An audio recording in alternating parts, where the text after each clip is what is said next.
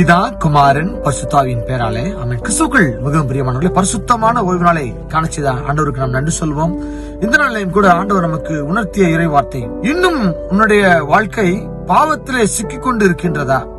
யோவான் எழுதின சுவிசேஷம் அதிகாரம் 5வது அதிகாரத்திலே 14வது வசனம். அதற்கு பின்பு இயேசு அவனை தேவாலயத்திலே கண்டு, இதோ நீ சுஸ்தமானாய், அதிக கேடானது ஒன்றும் உனக்கு வராதபடி இனி பாவம் செய்யாதே என்றார். எல்லாரும் ஆமென் சொல்லலாமா? ஆமென். நாம் கிறிஸ்துவுக்குள் மிக பிரியமானவர்களே, 38 ஆண்டுகள் படுத்த படுக்கையாக நோய்வாய்ப்பட்டு இருந்த ஒரு மனிதனை ஆண்டவர் பெதஸ்தா குளத்தின் அருகிலே வைத்து குணப்படுத்துகிறார். 38 ஆண்டுகள் நோய்வாய்ப்பட்டு எழுந்திருக்கவே முடியாம இருந்த ஒரு மனிதனை ஆண்டவர் ஒரே ஒரு வார்த்தை தான் சொன்னார், எழுந்திரு, உன் படுக்கை எடுத்துக்கொண்டு நட. அவ்வளவுதான் ஆண்டவர் சொன்ன வார்த்தை. அதற்கு கட்டளைக்கு கீழ்ப்படிந்த அந்த மனிதன் சுகமடைந்தார். அவர் தேவாலயத்தில் மறுபடியும் ஆண்டவரை பார்க்கிறார். ஒரு மிகப்பெரிய ஒரு ஆச்சரியமான விஷயம் அல்லவா?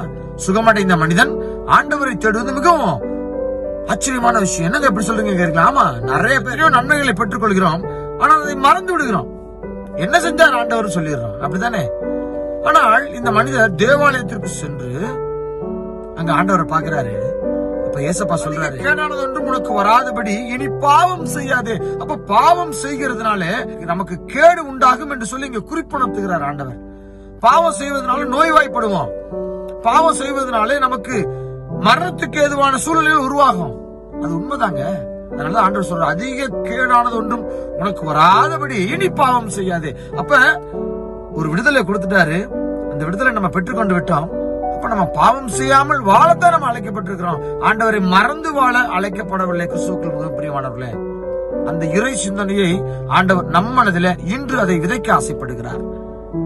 ஆண்டவரை மறந்து விடாதபடி, ஆண்டவரை மறுதளித்து விடாதபடி, பாவம் செய்யாதபடி வாழ நாம் அழைக்கப்படுகிறோம். எப்படி அந்த மனிதர் தேவாலயத்துக்கு சென்றாரோ அதே போல நம்மளும் வார வாரம் ஆண்டவருடைய ஆலயத்துக்கு செல்ல அழைக்கப்படுகிறோம். மாறாக பாவம் செய்யாதபடி, முதலாம் முக்கியமான விஷயங்க, பாவம் செய்யாதபடி, அதிக கேடு ஒன்று ஏற்படாத வண்ணம் பாவம் செய்யாதபடி நாம் திருந்தி வாழ அழைக்கப்படுகிறோம். கர்த்தர் தாமே திருந்தி வாழ்வதற்கான பலனை தந்து தொடர்ந்து அவர்கள் நிலைத்திருக்க உதவி செய்வாராக. ஆமென். God bless you.